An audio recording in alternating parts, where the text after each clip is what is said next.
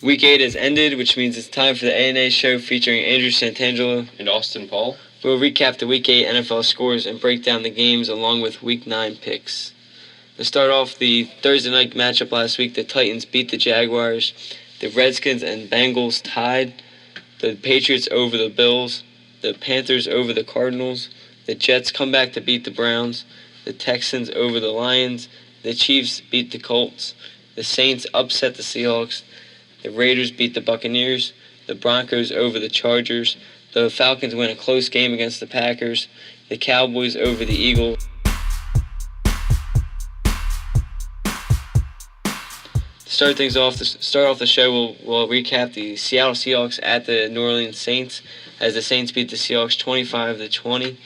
So a very close game for the most part, as a lot of field goals in this game, but Drew Brees did enough to beat the Seahawks defense. And I mean, you saw Seahawks defense is still one of the best in the league, as they had a defensive touchdown in this game. But I think the Saints are just not a consistent team in my mind.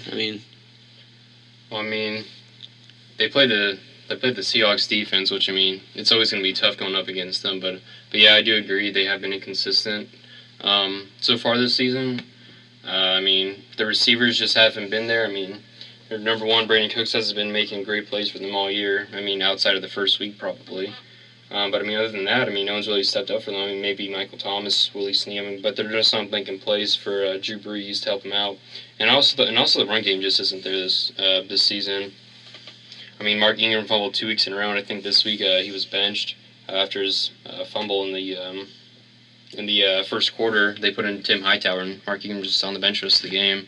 So, I think they need to address that situation, or address the running back situation, address the receiver situation if they want to compete again at the level that they have, or the level that they were a few seasons ago. Yeah, Hightower came in there, 102 yards. So, I think the Saints' offense was pretty good in this game. I'm just saying, I said inconsistency for, the season. You see them win a big game like this and then lose another game, a game they should have won. But, I don't know if I agreed with the benching of Ingram. One fumble. I don't either. Well, he fumbled last week, and I think that was Sean Payton's argument that he fumbled 2 weeks in a row, so just put him on the bench. But like you said, the receiving core isn't. I guess they got so many guys to throw to. They're spreading out. You have Thomas, Snead, Coleman, Cooks, all get above 40 yards. So because Brees finished with 265 yards. So passing yardage is there. So they have so many guys they're spreading the ball to, and that's why I don't think you see that standout receiver from them. Yeah, but just in my opinion, I just feel like they need to Brandon Cooks, the number one receiver, just needs to take control and just be the number one for him. There's only 3 touchdowns in this whole game combined between the two teams. 3 touchdowns between the two teams. Besides that, it was all field goals. So after the Seahawks tie last week after missing those multiple field goals, there's actually 4 touchdowns, I guess, if you include the fumble recovery. Yeah, so 3 offensive touchdowns. Yeah, sorry, I just thought about that. Good correction. Outside besides the Saints, the Seahawks continue to have problems with the rushing game after Lynch retires. I'm honestly surprised they don't use Wilson in the run game more. They had the option for the past couple of years, and that was going really well for him. And this year it doesn't seem like they're using that as much. He only has 3 attempts for 11 yards yesterday. Well, he can't run the ball right now because of his injury. A couple weeks ago, he hurt his knee. I forgot who it was against, but he hurt his knee. He was questionable to play the next week, and he played. And he just hasn't been the same all season just because of that injury. So it limits his ability to run the ball and make plays with his legs, which is clearly hurting the Saints offense right now. Seahawks offense. His passing game's still there, 253 yards. No touchdowns. Obviously that's bad, but it seemed like that. I don't think the Seahawks have too much to worry about. Honestly, it's just a road loss. They're still 4-2-1. I don't think that there's much room to be concerned about. For the Saints or Seahawks? Seahawks. Oh, Seahawks, yeah. Yeah, no. They should be fine. I think that at some point Wilson will be healthy. They still have no. Do they already have their bye weeks, Seahawks? No. No, they haven't. Okay, well then, whenever they get their bye week, that will. Yes, they have. They've only played 7 games, but yeah. I mean, they just need time to get healthy. Russell Wilson will be fine, I think, by the end of the season. Come playoff time, I think that'll be just fine. But I mean, the running game, yeah, like we said, still needs the help. I mean, Christian Michael can't do it all by himself. I mean, he had 40 yards rushing, only 10 carries, which I mean is pretty solid. I mean, I don't know why they didn't run the ball more throughout the game. It's not like the Saints are really stopping them on the run or stopping them in the running game. So I don't know why they went away from that. I mean, the Saints just played great this game. I mean, I don't know what else you can say except, I mean, they just outplayed him, and Drew Brees made plays whenever he needed to. I think another big thing for the Seahawks is I think you see some struggling from the offensive line, which is leading to some of that poor rushing game. Well, yeah, they got rid of Max Unger last year for Jimmy Graham, and the offensive line has been the same since that move. Yeah, I think it's just leading into some of the struggles in the offense. I mean, like, Wilson's got to rush more, and then, like, he's got to run out of the pocket and stuff. I think it's just throwing off their game a little more than they expected. Yeah. It all starts with the offensive line for every team, pretty much, for their ability to have success. I mean, you see with the Cowboys, how they drafted all offensive linemen, and now look at them, they have the best offensive line in the league, probably. I mean, that's a pretty good example of this, where it starts with the offensive line for a team to have success. Yeah, because it just opens up your whole game, because once the rushing game gets going, that'll open up the passing game, as we mentioned before. So, I mean... Yeah, it's just one big domino effect, starting with the offensive line. But I mean, I don't know. Saints they just played good this game. They played good enough to win. I'm curious to see what they do with the running back situation, Mark Ingram. I don't know if they're going to bench him. I don't know if they're going to do running back by committee now, or what they're going to do with that. It's kind of interesting to see what happens with that. But I mean, I think that should give Tim Hightower some carries in that right now, just because he had a great game against one of the best run defenses in the league. 102 yards. I mean, I think that he's get, even if he's not the starter next week, I think that he should get, maybe 5-10 touches, maybe more than that, Yeah, I mean, I think it's too early to go away from Ingram. I mean, I think he still has a lot of potential. I mean, I have fun with 2 games in a row, but I mean, you're gonna make mistakes. I mean, I think it hurts the Saints to bench Ingram more than it does to keep him. So I stick with their usual game plan and have Ingram get the majority of the carries. Yeah, I would too. I'm just saying. I mean, if they did it, I mean, Hightower kind of deserves, the carries, just because he played well this game. So I mean, if he got like 5 carries, I mean, he would deserve it just because of how he performed this game. But I still think Mark Ingram is the best running back on the team, and I think that, for them to win, he's gonna have to play. Yeah, I think Hightower's. I don't know how many carries you usually got before this game, but I think something might have been bothering Ingram, because I don't think he might start splitting carries throughout the game, but I don't think you're just gonna flat bench him. No, yeah. Like, to only get 3 carries seems a little weird for them to do that to him. I mean, especially because he's had good games this year. It's not he's done nothing all season. Yeah. So I mean, that still shocks me. Yeah. It's just gonna be interesting to see what happens with that situation and see how it plays out. But we're gonna move on to the Packers Falcons game. Really good game. Falcons won 33-32 on what was it? It was a last second touchdown to Mohamed Sanu with about 30 seconds remaining on the clock. What stood out to you the most game? Was it Julio Jones, being shut down by the Packers' poor corners? Was it Matt Ryan stepping up whenever he needed to, 3 touchdowns? Was it just lack of defense from Packers and Falcons? Well, I think this game was what we expected, a shootout. I think both teams obviously have top offenses in the league. Matt Ryan's playing out of his mind right now. I mean, the way he's played all season, I think it's surprising everybody. Aaron Rodgers looked back to his old self this week, finishing with 4 touchdowns, no interceptions, 246 yards. So he looked like his old self. After struggling a couple games this season, and then Jordy Nelson got going. But yeah, like you said, I was shocked that Julio Jones only had 29 yards against a defense like the Packers, especially when the Falcons still put up 33 points. To put up that many points without leading receivers pretty good for them.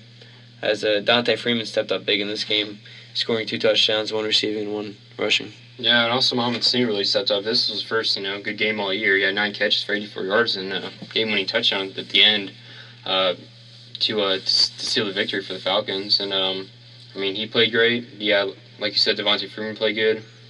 But the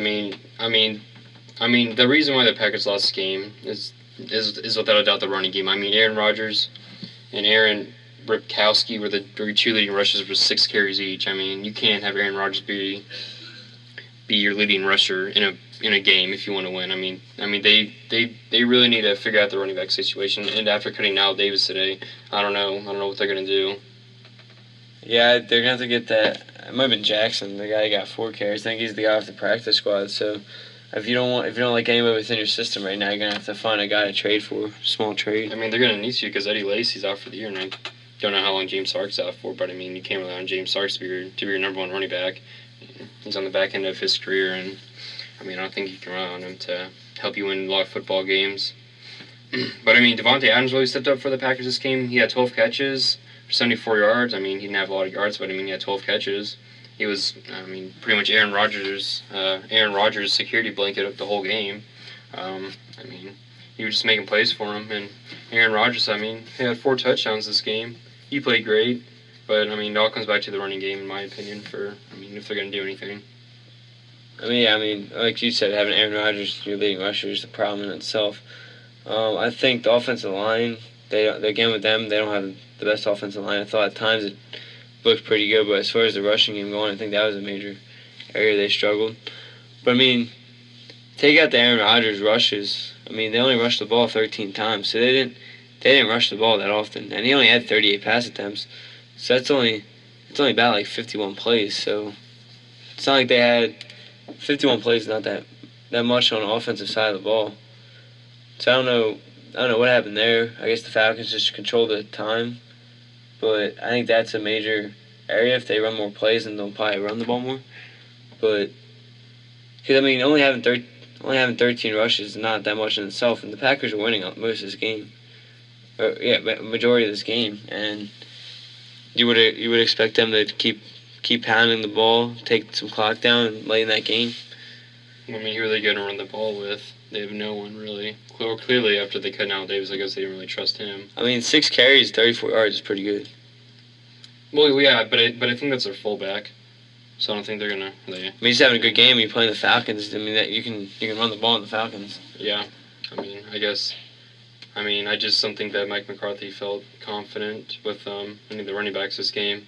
So it just relied more on Aaron Rodgers, I guess, and his defense to make plays, which clearly defense to make the plays that they need to win the game.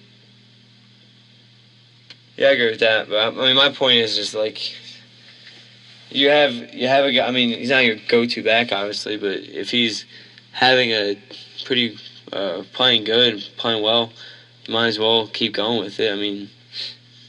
He's a pretty big guy. It looked like he was hard to bring down. So, especially it's not like you're playing the Seahawks defense or the Broncos defense. You're playing Atlanta's defense, so you have the opportunity to run the ball. Yeah, I guess they just didn't take advantage of it like what they needed to. And they were also down this game without Ty Montgomery and Randall Cobb at the wide receiver position. So they needed other guys to step up, which they did. Jeff Janis, their rookie Allison. Trevor Davis. Geronimo Allison, yeah, Trevor Davis. They all had a touchdown, and people stepped up for the Packers offense. But it's just defense can't make the plays when they need to. They're missing Clay Matthews this game. I think that hurt them. They're missing top 3 cornerbacks. Of course, that's going to hurt in offense. Defense. That was clear this game that defense just needs to get healthy if the Packers want to win some football games down the stretch. I don't know what else you can say. It just comes down to defense because you know that offense is going to put up points, and you know that Aaron Rodgers is going to, throw touchdowns every game. He's going to throw 2 or 3 each game. It's all going to come down to the defense. Yeah. So going forward, do you think the Packers still have a good shot to win that division? Now being, assuming after the Vikings win, do they'll be 2 games up on the Packers. Yeah, I just don't see. I mean, I just see the Vikings just winning that division because I mean that defense is just so good. And I think that what is it? Is it a home game next for the Vikings and Packers, or they already? Packers will be home. Packers will be home. Okay, that's a different story. But yeah, you're right. Yeah, but I mean, it's hard to tell at this point. But I mean, judging off what I've seen so far, I would pick the Vikings still in the division. I think that Packers could get the wild card though. I mean, I think that if they make the playoffs, that's how it's going to be through the wild card. Just in my opinion. Yeah, right now the wild card is shaping up as the Packers and a team from the NFC East. Yeah, probably the Eagles at this point. But yeah, I mean, I think you agree with me. You know, say that it's all going to come down to defense for the Packers and them getting healthy. If they want to. Yeah, I think once the Packers get healthy, I think they're probably one of the top teams in the NFC. Sure. So I mean, for any team, it's gonna be health. It's all about the health issues. Yeah. And like you said, they're missing the 3 cornerbacks. So I mean, you're not gonna. So now you're gonna go down to your practice squad guys, and you're gonna have them face top guys like Sanu and Jones. I mean, you can double up on Jones, but that's gonna leave Sanu open like he did yesterday. So. Yeah. I mean, they just need to get healthy. That's their biggest concern now. I mean, they lost top 2 running backs. And defense is clearly depleted. I mean, just all going to come down to that. But, I mean, Falcons are also missing some key players. Tevin Coleman was out this game. And, I mean, there goes, one of the heads of the 2-headed monster that they have a running back going on. Devonta Freeman stepped up, like you said earlier, 2 touchdowns. He didn't have a lot of yards. He had, it's like 58 total yards, but I mean, he had 2 touchdowns. He played good. Teron Ward stepped up in Tevin Coleman's absence. He had 6 carries, 46 yards. He played good. Mohamed Sanu played well. Taylor Gabriel stepped up. Austin Hooper stepped up. I mean, they just had a lot of guys step up in this game.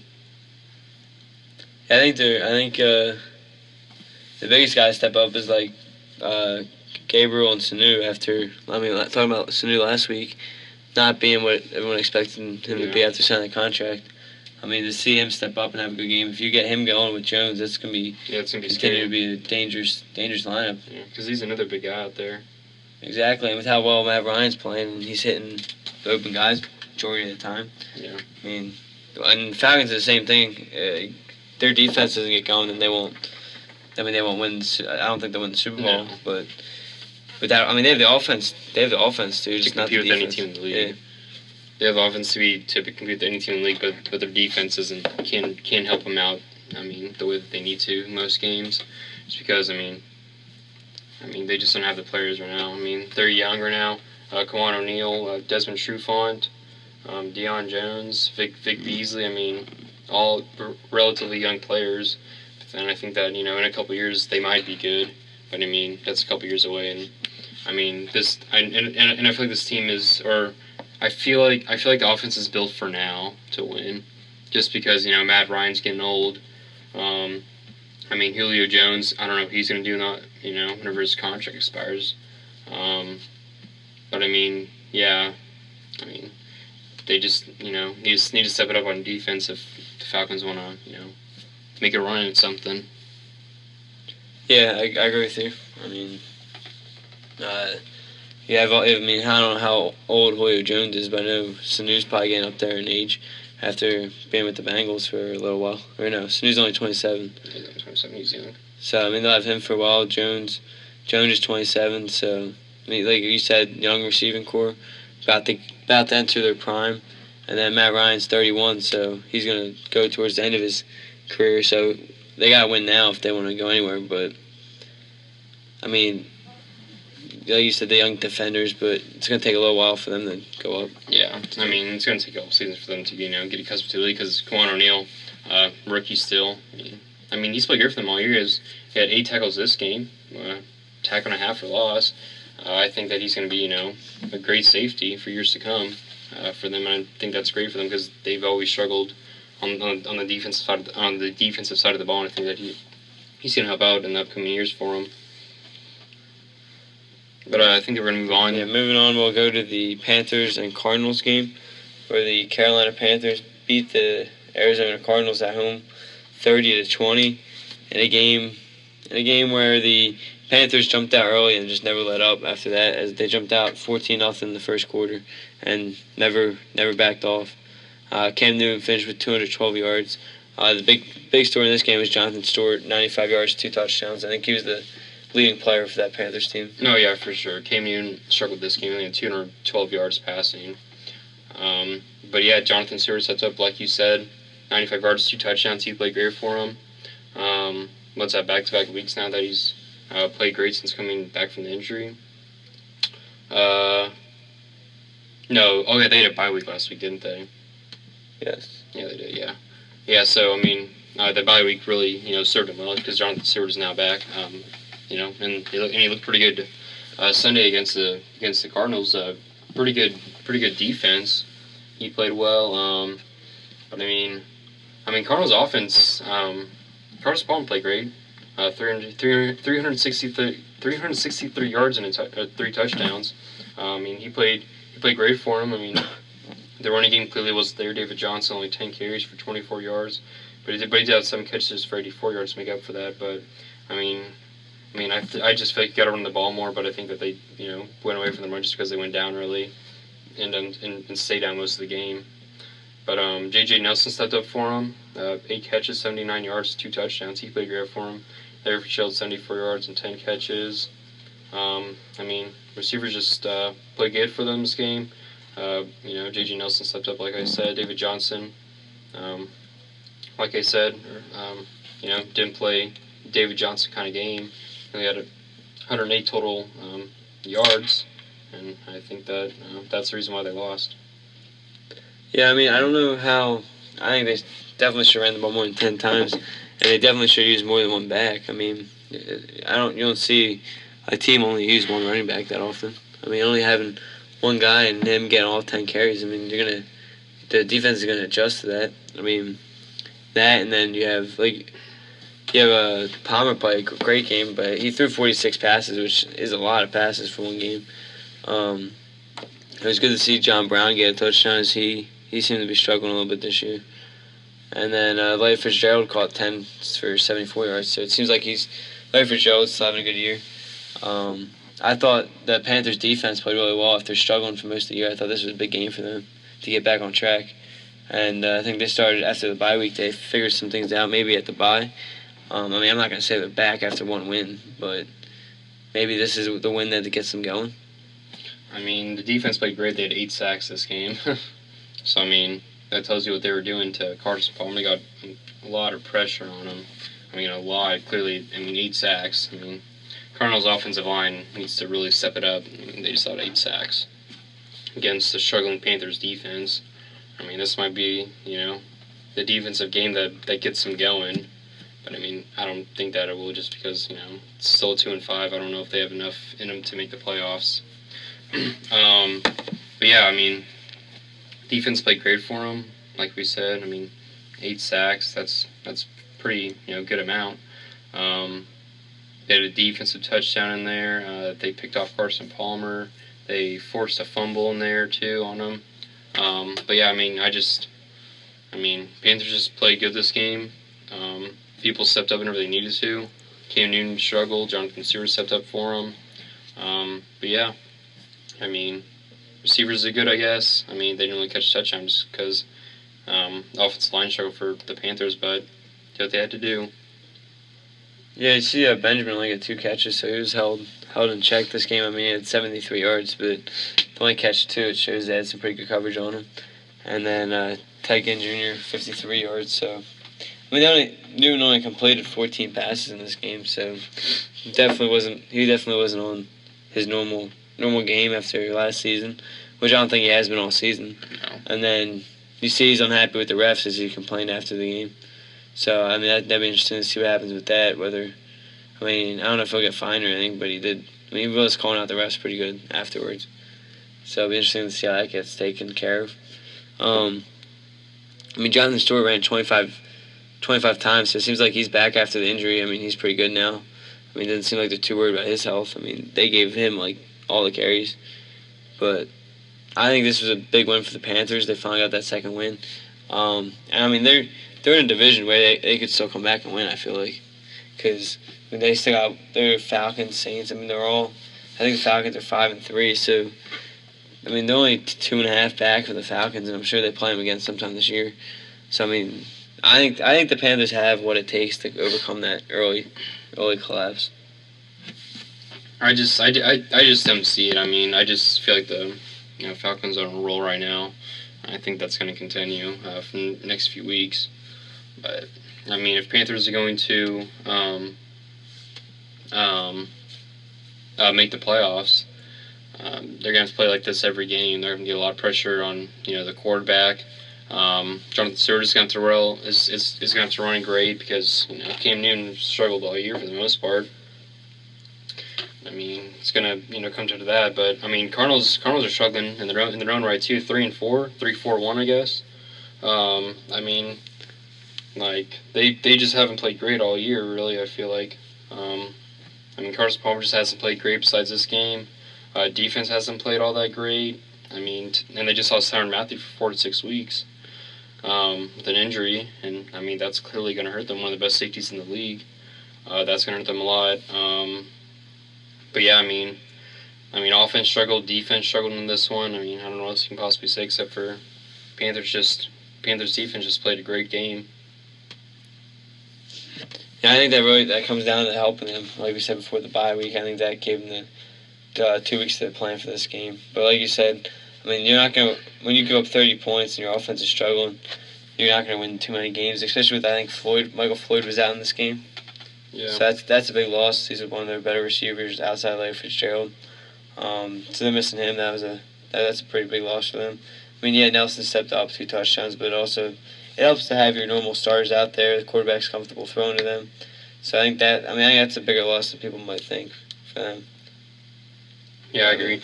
I mean, do you see the Cardinals making the playoffs at this point? I mean, I think they definitely have the talent to. I mean, they were a lot of people were picking them to go far in the playoffs or to the Super Bowl. I think they still have the talent. I mean, I think if the season ended today, the Giants would have their last wild card spot, and they're 4-3. So I mean, the Cardinals are only a game back of the playoffs, so still plenty of time left, obviously. So I think I could see the Cardinals making the playoffs. But do you think that they'll win their division? No, I think the Seahawks are too good for them to win the division. I think that most ones turn it on. I think the Seahawks pretty much have that division locked up already, but especially because the Cardinals are going to have games against the 49ers, the Rams.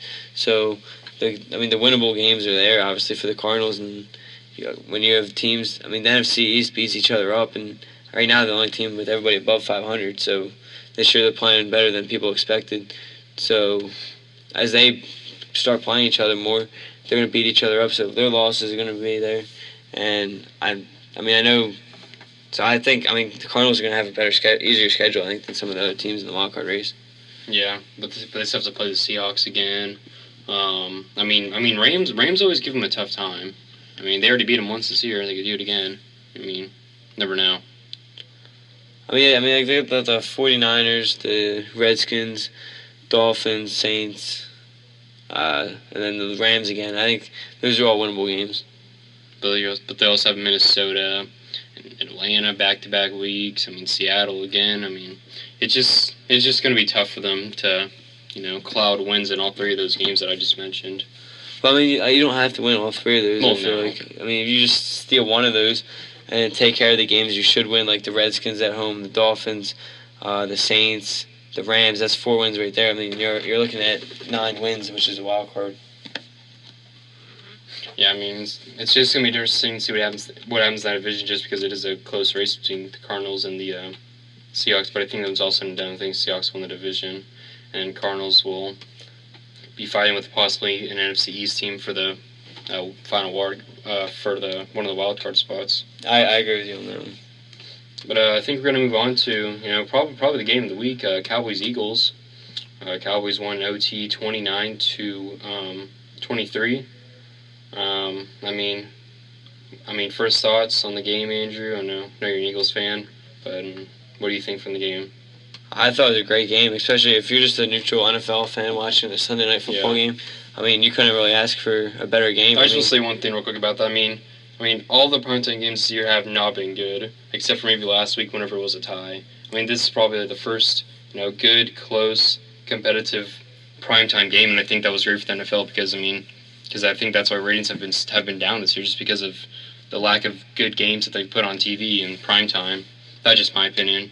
But I mean, yeah, sorry to interrupt. I just want to point that out real quick. I mean, that's a good point. I mean, like tonight's game, for example, primetime game, Vikings Bears. Yeah, I mean that's not gonna get too many ratings unless you're a Vikings or Bears fan. Yeah, I mean, maybe Bears probably not even watch that game. I don't know why you would, but yeah.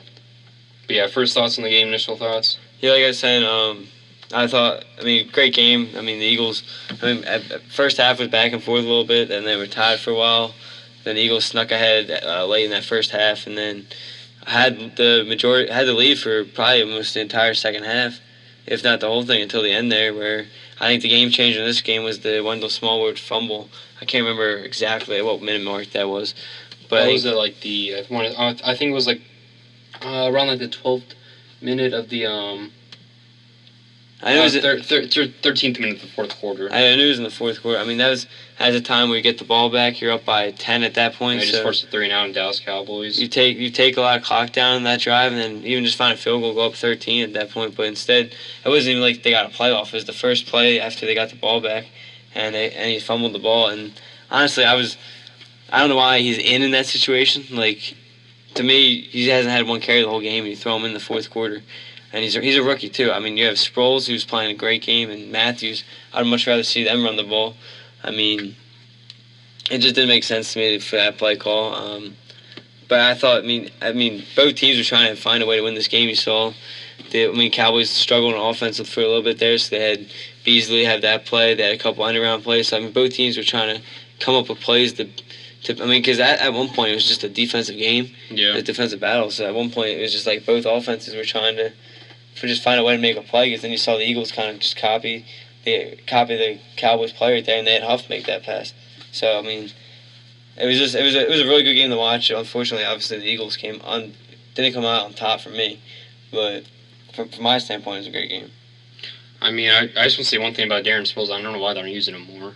Yeah, they used him a lot in this game, but they went away from it. I feel like Darren Sproles is tearing up the Cowboys all game. He had 15 carries for 86 yards. That's pretty impressive. From what is he, like 30 something now? He's 33. 33. He's on the back end of his career, and he tore up the Cowboys defense. I just feel like upcoming weeks they need to get him more involved. I would even say he should be the number one running back right now on the team, just because he's playing great for him so far this season. And the play that hurt him the most, the Eagles.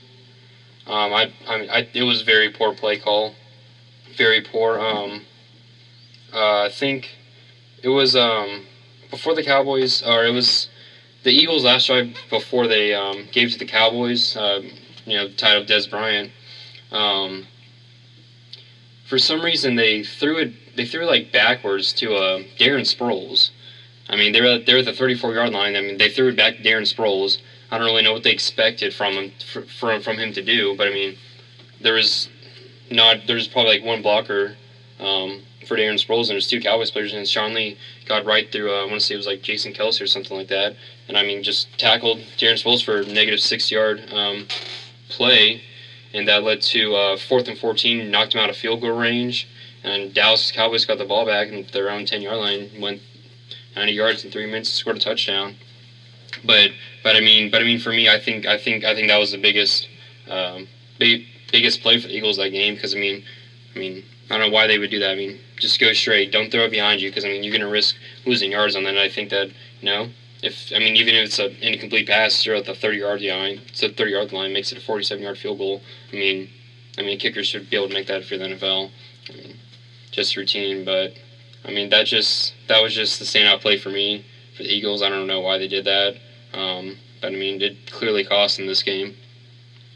Yeah, I don't think Doug Pearson had the best game this. No. I don't know. The game plan going in this game was very questionable.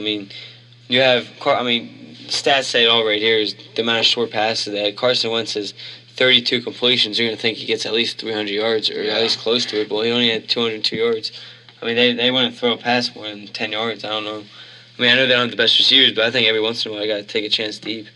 But yeah, I don't understand that play call like you were saying, and even I mean at first I agreed with the punt, but then I mean people talked me out of it, but kicked the field goal there. It was only a 50, or not only, but it was a 51-yarder, I think it was, and Yeah. I mean Sturgis already made a 55-yarder, and you could say he made it twice because the Cowboys they tried to ice him, and he made it the first time on the timeout, and then made it again.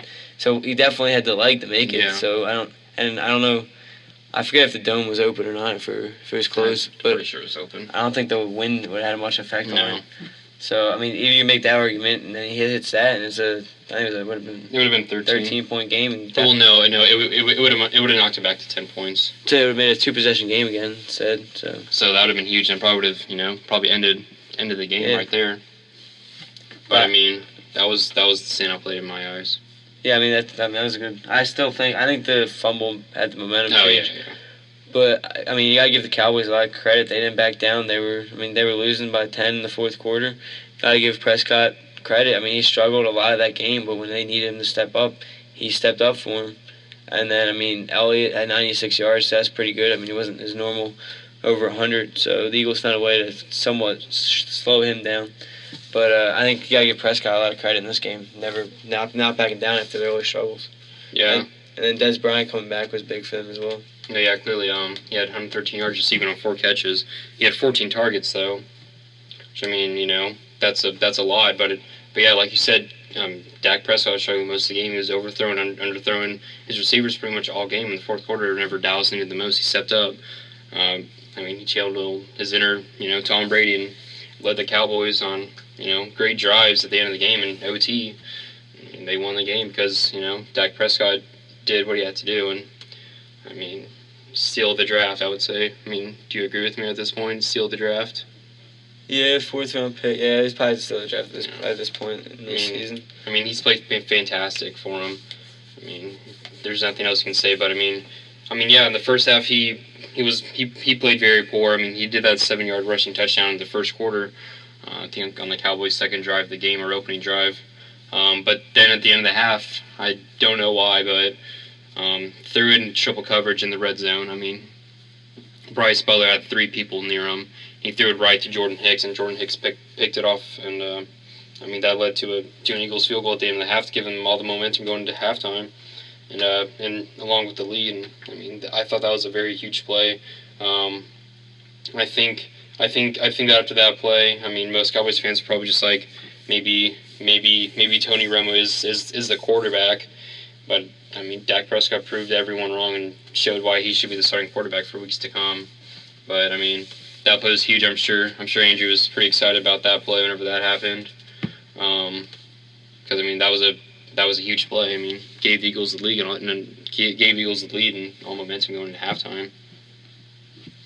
And another lower play in the game that people might forget about is the pass to Terrence Williams, where it was completely underthrown, where it would have been an easy pick, but Williams traded that offensive pass interference instead of the interception. Oh yeah. So the Cowboys still came away with points in that drive. That was so smart. That was another big play by the Cowboys. Yeah.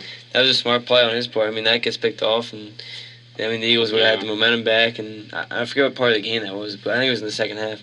Yeah, it was. But so I mean that's that was another a huge play. That was another smaller play that people might not think about. But yeah, I mean the Eagles had the momentum going to halftime. They had it honestly most of the second half until that fumble. But I mean, I was honestly surprised the Cowboys came back in this game. I felt good up by 10 in the fourth quarter. I mean, I would feel good as an Eagles fan also going to the fourth quarter. I mean, they dominated the Cowboys on defense the whole entire game. I mean, Dak Prescott was shut down basically, all the first 3 quarters, and Elliott, didn't get that much either the whole game. I mean, their defense, I guess, just choked at the end, just couldn't make plays whenever they needed to help out, the offense. But I mean, Carson Wentz. I mean, I just think they need to throw it down the field more. I mean, it's just a tale of 2 different halves, honestly, for the Cowboys and Eagles. There's just defensive battle, like you said. I mean, Cowboys just scored whenever they need to and made plays whenever they needed to. And, I mean, that's why they won. I mean, nothing else you can really say besides that.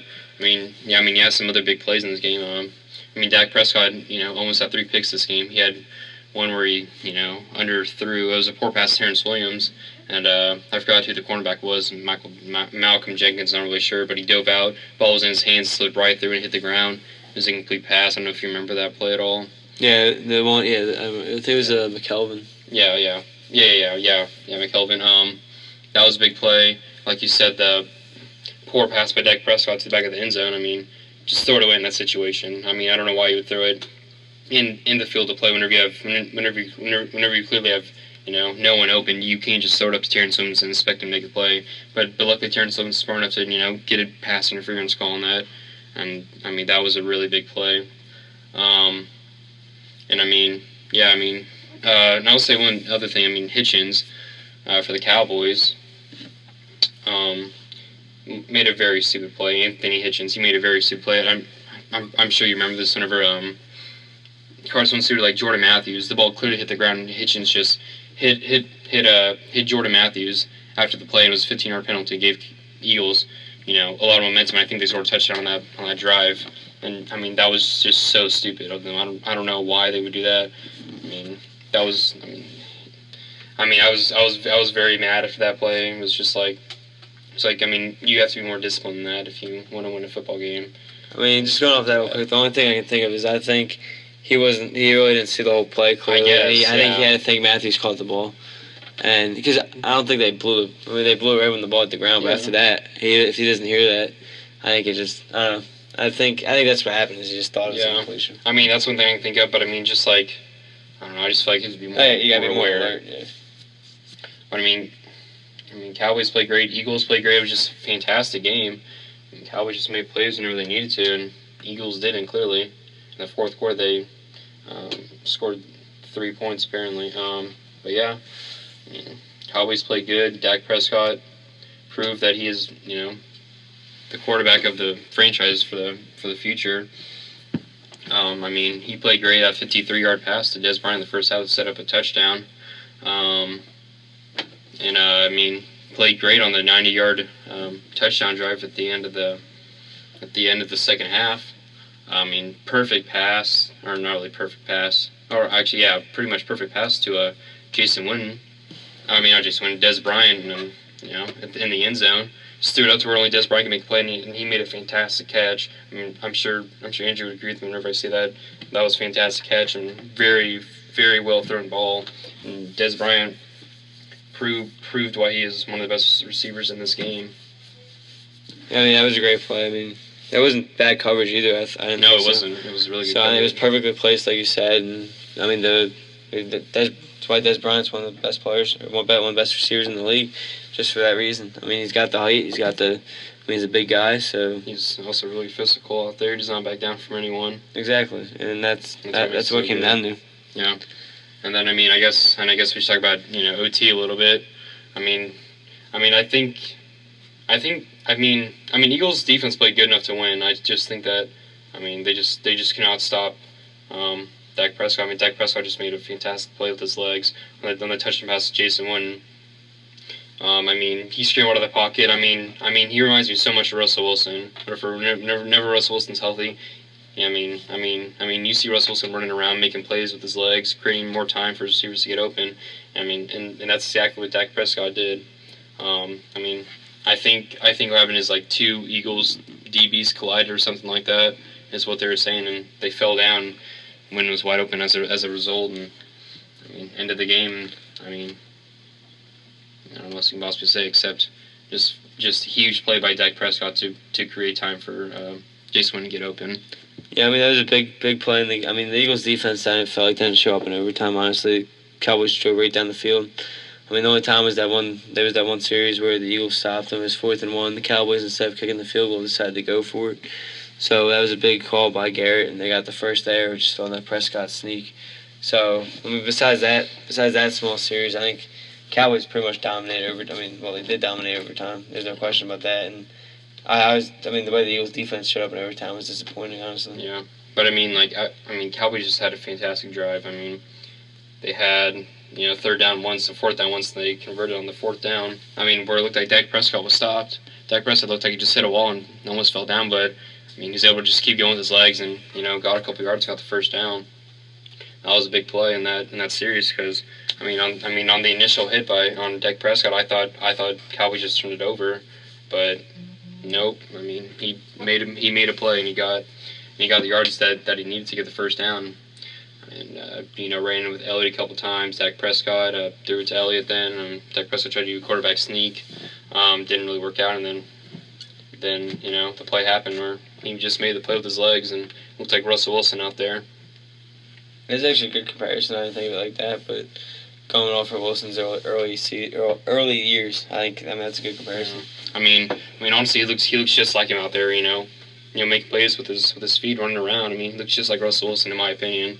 I think that's like the perfect comparison right now that he has, and he's. I don't even say he's playing fantastic. He's already named the starter for Week 9, and at this point, I want him to start as long as he's hot. I don't know why you bench someone that is playing like Dak Prescott. I just don't know why whenever Tony Romo's healthy that you bench Dak Prescott for Tony Romo. Do you agree with me right now, or do you think that Tony Romo is still the starter? I think there shouldn't even be a question that Prescott should be the starter, but I still think Jerry Jones is going to go with Tony Romo. Yeah, I do too. Which I don't agree with, but I don't even think it should be a consideration. It shouldn't be a consideration at this point. Dak Prescott led us to a 6-1 start. Almost 7-0, if you don't include what happened in Week 1. He's played great. He struggled with this game to start out, but he showed that if he doesn't get you earlier in the game, he's going to get you at the end of the game, and that was clear to this game. I don't know how many yards he had in the fourth quarter in OT, but he had a good chunk of them. I would say close to like 80, 90 yards just all by himself. He made plays whenever he needed to, and I think that he has to be the starter for weeks to come. But I guess we should say something about the Eagles real quick. We didn't really talk about them that much. Their defense played good enough to win. They played good enough to win for the most part. They didn't. To me, they just. The Cowboys outplayed them at the end of the game, and the Eagles defense didn't. I don't know what it was. They were just at the end of the game. They're just completely different. They gave up that 90-yard. I think it was a 90-yard drive. Yeah, it was a 90-yard drive. 90-yard drive. They gave up the first drive in overtime. That was an 80-yard drive, and that was like a 7-minute drive. Looked pretty easy for the Cowboys in that drive. Yeah. So it was like I don't know if they thought they had the game won and they just let up or something. But they played different than the way they did the entire game. And then I'm disappointed with a lot of the stuff on offense. Again, you just see drop pass after drop pass, especially from Aguilar. And his comments today. Oh, it was on the little slant route that would have been an easy first down, like the red zone. Exactly, like third down. Yeah, that would have led play. to a touchdown. And then Aguilar has those comments today. I don't know if you heard those, but he's basically, or after the game, it wasn't today. But Peterson wasn't happy with those comments. Aguilar dropped 4 passes yesterday, I heard, and then I don't know why they're not getting Ertz more involved. Yeah. Selleck doesn't have a catch. It's like the guys that need to get the ball, they're not giving the ball to. Yeah, and also Jordan Matthews dropped a wide open, or not really wide open, but a really great thrown ball by Carson Wentz. I think threw it in around like the 10, 15-yard line of Dallas' side, and he just off his hands. I think it was like in like the first half or something like that, and just dropped it. Eagles receivers. They just need something. They just need something in the receiving core. Doyle Green Beckham had the best game of the season. He played great for him. I'm sure that was a good sign to see for an Eagles fan. Yeah, it was a good sign they're getting him more involved. But even that, he dropped the he did drop the ball. It's just like, but if you don't catch the ball, it's not helping out the quarterback and stuff. And he only had 9 incompletions with about 6-7 drop passes. Yeah. So that was the big thing with me is the turnovers. They need to stop fumbling the ball late in the game. So it cost them against the Lions. It cost them this game. I don't know. Overall, though, like we said before, it was a great game. Yeah. I'm excited for Week 17 or Week 16. Week 17. Week 17? Yeah. Is it? Oh gosh. The last game of the season will be the rematch. Hopefully that'll be for the division. And then overall, it was a good game. Can't complain too much outside like I said before. So, I still like what I'm seeing in Wentz. Still think he's the future of this team and has the talent to be a future quarterback. You just need to put the weapons around him for him to succeed better. Yeah, that's all you can say right now is just he needs more weapons. I've said that first 8 weeks that he needs help. The receiving core isn't stacked with a lot of talent. So yeah, like what we've been saying, that he just needs help. I did like the penalties were a lot less than previous games. They only had 5 in this game, so they cut down on that. So that was good to see. And then I thought the offensive line played pretty well for the most part. So I'm happy in that direction. But so overall, I think the future is still bright. Yeah. So I think we're gonna move on to week 9 picks. This week, finally didn't tie for the last 3 weeks. We tied. I won by 2 games. Is what it is. But yeah, we're gonna see what happens this week with the games coming up. Patriots are on bye, so there goes that game. Yeah, I think kind of a lot of good games this week. Start out with Thursday Night Falcons at Buccaneers. I'm gonna take the Falcons this one. I think that they're gonna keep rolling with the offense. I'll take Atlanta as well. I don't think Tampa Bay is that special. I've never been a Jameis Winston fan. Doug Martin's still hurt. Their defense. Because Rodgers isn't gonna play either for him. Hey, Rodgers is out now too. So Buccaneers are a little beat up. Mike Evans is a good receiver, but he's not. Yeah, he doesn't have the talent to take you over a team like the Falcons. Cowboys and Browns. Of course, Cowboys. I just don't see the Browns winning at all. Yeah, Cowboys win. Not. Here's a pretty good old-fashioned rivalry. Steelers at Ravens. I'm taking the Steelers in this one. Even without Big Ben, I still think Le'Veon Bell and Antonio Brown make plays for the Steelers. I think Big Ben's coming back this week, I heard, so I'm give the edge to the Steelers. But without Big Ben, I think they actually would lose this game. Oh, really? But since I heard he practiced today, he practiced today. I'll pick Pittsburgh to win this game. We got Jaguars at the Chiefs. I'm gonna take the Chiefs in this one. I think Jaguars are just struggling way too much. I think they just fired their offensive coordinator. I think they're only averaging like 18 points per game, which is worse than the league. It was an offense that was supposed to be super explosive to start at the year, and they just haven't performed. Yeah, I'll take the Chiefs as well. Allen Robinson and Hearns are coming up smaller than they should, and the running game is not there for this team, so I think that's a big loss for them. I got Jets at Dolphins. I think I'm going to take the Jets in this one. I think that Matt Forte, Brandon Marshall make plays. I'm going to take the Dolphins in this game. I think road game for the Jets. They barely beat the Browns last week. I think Ryan Tannehill can do what it takes to win this. I got Eagles at Giants. This should be a good game. I don't know why it's not it's just a noon game. I feel like it should be maybe like a Sunday night, Monday night football game. But I think it's going to be a good game. I don't know. This is a tough one. I like the Eagles' defense in this one. I think that they should rebound against the Giants. Giants don't have as good of an offensive line as Dallas, obviously. I think that Eagles get Fletcher Cox. I think that he gets a lot of pressure on.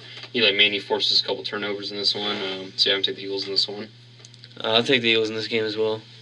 I think the Eagles stop the rushing game pretty good, and the Giants don't have the best rushing to begin with. So I think the Eagles find a way to shut that down. And then I think the offense does what it takes to win this game. And you have Lions at Vikings. I'm going to take the Vikings in this one. I just don't see them losing. Yeah, I'll take the Vikings as well. Outside of Matt Stafford, Lions don't have too much to offer. Got Panthers at the Rams. I feel like this would be a good game. I'll take the Panthers in this one. They've struggled all year, but last week, or I guess this week against Cardinals, they played pretty good. I think Cam Newton plays better than what he did. And I think the Panthers come away with a win in this one. I'll take the Panthers as well. I think the bye weeks helped them out. They fixed a lot of things on the defense, as we saw. Obviously the Cardinals are a better team than the Rams, so I think the Panthers get to Case Keenum again this week. And then you have the Saints at the 49ers. I'm going to take the Saints in this one. Don't see the 49ers winning. The Saints, just beat a pretty good team in the Seahawks. Yeah, I'll take the Saints as well. Drew Brees is better than anybody the 49ers have. And especially against that 49ers defense, Drew Brees will have a field day. Then you got Titans at the Chargers. I'm going to take the Chargers in this one. I think that they are a really good offense. They've just played some really good teams start of the year, and I think Chargers play pretty good against a weak Titans defense. I'll take the Titans in this game. I think I think Titans are better than people think they are, and I think with DeMarco Murray playing very well this year, Marcus Mariota's playing well. I think the defense is better than people give them credit for too. I think they find a way to steal this game on the road. And you have the Colts at the Packers. I'm going to take the Packers in this one. I think that Aaron Rodgers plays great. Colts defense is not very good, and I think that's going to go over well for the Packers. Yeah, I agree with you. I'll take the Packers over the Colts. Aaron Rodgers. I think that says it all for this game. And then the Sunday night football game should shape out to be a pretty good game. You got Raiders 6-2 hosting the Broncos, also 6-2. So whoever wins the game will get sole possession of the AFC West leader position. This would be a pretty big game, but I kind of want to take the Raiders in this one. I mean, I like Derek Carr. I like what I'm seeing from this year. 17 touchdowns, 2,300 passing yards. He's played great for him, and I think that Murray Cooper makes some plays. Mike Crabtree makes a play, and I mean, Latavius Murray's back. They also have Washington in there, Hunter, also running back. I think that they make enough plays to beat the Broncos because I don't think the Broncos' offense can keep up with the Raiders' offense in this game. I agree with you. I'd take Oakland in this game as well. For this, I think this gives the sole possession not only the division but the 2 seed in the AFC, so I get that bye for the first round of the playoffs. First? Oh no, I guess Patriots only have one loss. Yeah. I mean, yeah, I'll take the Raiders in this game. Like you said, Derek Carr and Latavius Murray is better than the Trevor Siemian and C.J. Anderson's out now, so I guess it's a Booker. Yeah, Booker. So, and then I think the Raiders have a good enough defense. Yeah, I do too. Yeah, I think it's gonna be the best game of the week. I mean, both teams are pretty evenly matched. I feel like, and I just think it's gonna be good. Do you think Derek Carr is, maybe top 5, maybe top 7 quarterback in the league right now? I mean, you still got Rodgers, Brady, Matt Ryan, maybe. I mean, he's definitely one of the top 10 at least. Yeah, he's definitely top 10. I mean, right now I'd take Matt Ryan over him. I'd take Big Ben even. I'd take Big Ben still. Drew Brees. Cam Newton. Even though I'm not a fan of him, I'd probably give him the edge over Carr. I'd take Aaron Rodgers. I think I'd still take Philip Rivers over him. So I'd put him at 7, 8. Cause I would take him over Andrew Luck. Yeah. Oh no, yeah, I would too. The Monday Night Football game. It's kind of questionable Monday Night Football game. I think it should have been something else. You got Bills and Seahawks. I don't think it's going to be a very good game. I think Seahawks win this game pretty convincingly. I think it will be a pretty good game, actually. I think 2 good defenses. I think McCoy's coming back for this game, so that'll be a big return for him.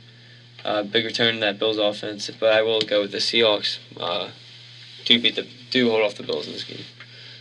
Okay, guys, well, that does it for the A&A show. My name's Austin Paul. I'm Andrew Santangelo. Check back next week and have a week breakdown, Week 9.